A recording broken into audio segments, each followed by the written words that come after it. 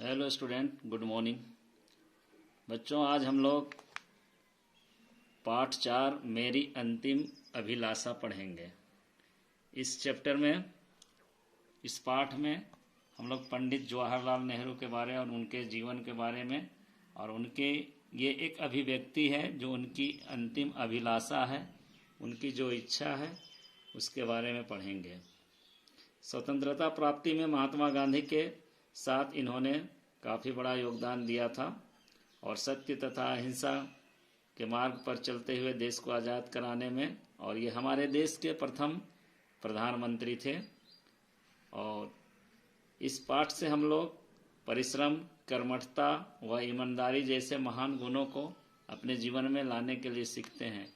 तो आज हम लोग इस चैप्टर का एक रीडिंग सिर्फ लगाएंगे, सिर्फ पढ़ेंगे। मैंने आपको कहा था कि किताब को पढ़ना है। चूँकि इस पाठ में बहुत सारे शब्द हैं जो कि कठिन शब्द हैं, इसलिए एक बार मैं पूरे चैप्टर को पढ़ता हूं और आप इसे सही उच्चारण के साथ पढ़ने के लिए सीखेंगे। मेरी अंतिम अभिलाषा। अभिव्यक्ति। भारतीय जनता से मुझे इतना प्रेम और स्नेह मिला है कि मैं चाहे जो कुछ भी करूं, उसके अल्पांश का भी बदला नहीं चुका सकता। और सच तो यह है कि प्रेम जैसी अमूल्य वस्तु का बदला चुकाया भी नहीं जा सकता। लोगों ने बहुतों को सराहा है और अनेक के प्रति श्रद्धा व्यक्त की है, परंतु भारतीय जनता के सभी वर्गों के लोगों से मुझे इतना अधिक प्यार मिला है कि मैं उसे अभिभूत हूँ। मैं केवल यह कर सकता हूँ कि जितने दिन मैं और जीवित रहूँ, अपने देशवासियों और उसके प्यार के योग्य बना रहूं। अपने अनगिनत साथियों और सहयोगियों के अनुग्रह का मैं और भी अधिक ऋणी हूं।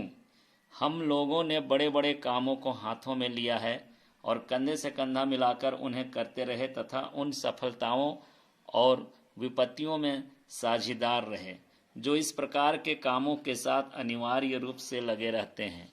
मेरी इच्छा है कि मरने के बाद मेरा दाह संस्कार कर दिया जाए। यदि मैं विदेश में मरूं तो दाह कर्म वहीं कर दिया जाए और मेरी भस्म प्रयाग भेज दिया जाए। उसकी एक मुट्ठी गंगा में प्रवाहित कर दी जाए। भस्म के अधिकांश हिस्से का क्या किया जाए, यह मैं आगे बताता हूँ। भस्म का कुछ भी भाग न तो बचाया जाए न सुरक्षित रखा जाए। प्रयाग की गंगा में भस्म का कुछ भाग विसर्जित करने की मेरी इच्छा का मेरी दृष्टि में कोई धार्मिक महत्व नहीं है।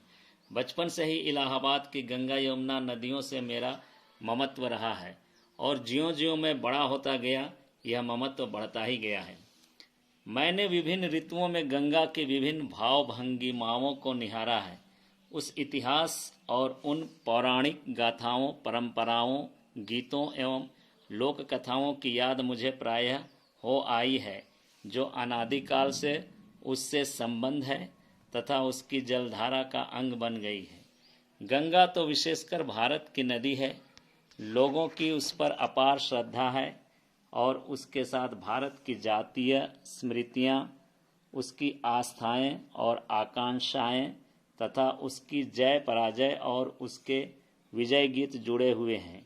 यह गंगा युगों पुरानी भारतीय संस्कृति और सभ्यता का प्रतीक रही है जो अनादिकाल से बहती हुई चली आ रही है, फिर भी बनी हुई है वही गंगा की गंगा।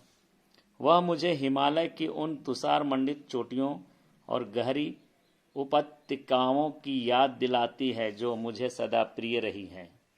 वह मुझे नीचे के उर्वर और विस्तृत मैदानों की भी याद दिलाती है जहाँ मेरा जीवन ढला है और मेरे जीवन के कार्य क्षेत्र रहे हैं। प्रभा की किरणों में मुस्काती और नाचती हुई सायं की घिर आती परछाइयों के साथ श्यामल, उदास और रहस्यमयी बनी हुई शीत ऋतु में संकरी, मंद एवं ललित धारा वाली वर्षा ऋतु में समुद्र का सा विस्तार तथा कुछ कुछ उसी की सी विनाशशीलता की शक्ति के लिए भीषण गर्जना करती हुई गंगा मेरे लिए भारत के उस अतीत का प्रतीक और स्मृति रही है जो वर्तमान तक चला आया है और भविष्य के महासागर की ओर बढ़ता जा रहा है। यद्यपि मैंने अधिकांश पुरानी परंपराओं और रस्मों को छोड़ दिया है और मैं चाहता हूं कि भारत उन बंधनों से अपने को मुक्त कर ले जो उसे जकड़े हुए हैं और आगे बढ़ने नहीं देते, जो लोगों में फूट डालते और अधिकांश को दबाए रखते हैं। यद्यपि मैं यह सब चाहता हूं, तथापि मैं यह नहीं चाहता कि मैं भारत के अतीत के साथ अपना नाता तोड़ लूं। मुझे उस उत्तराधिकार पर गर्व है जो हमें प्राप्त हुआ है। मैं इस बात को भी भली भांति समझता हूं कि मैं भी औरों की तरह उस अटूट श्रृंखला की एक अटूट कड़ी हूं जो स्मृति के सहारे भारत के अतीत में इतिहास के उस काल तक चली जाती है। उस श्रृंखला को मैं कभी तोड़ना नहीं चाहूँगा, क्योंकि मैं उसे बहुत बड़ी निधि मानता हूँ और उससे प्रेरणा ग्रहण करता हूँ।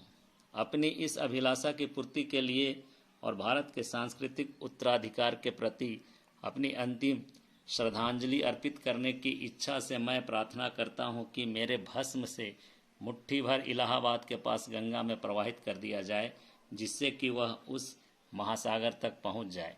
मैं चाहता हूँ कि मेरे भस्म का शेष भाग विमान द्वारा ऊपर से उन खेतों में बिखेर दिया जाए जहाँ भारत के किसान कड़ी मेहनत करते हैं, ताकि वह भस्म भारत की धूल और मिट्टी में मिलकर भारत का अभिन्न अंग बने। पंडित जवाहरलाल नेहरू। यहाँ पर शब्द और उनके अर्थ दिए हुए हैं, आप लोग इसको याद करेंगे। यहाँ आप देखें पिक्चर में गंगा का दिखाया गया है जहाँ पर अस्थि कलश विसर्जन करते हैं। ये गंगा इलाहाबाद का घाट है और इस चैप्टर को आप लोग 2-3 बार रीडिंग लगाएंगे, पढ़ेंगे। फिर इसके इधर पर्यायवाची शब्द है उसे याद करेंगे, विलोम शब्द है उसे याद करेंगे, और यहाँ से जो वस्तुनिष्ठ प्रश्न है, छोटे छोटे प्रश्न हैं इधर, इनको आप जहाँ तक होगा बनाने की कोशिश करेंगे। और फिर मिलता हूँ नेक्स्ट क्लास में। Okay, thank you.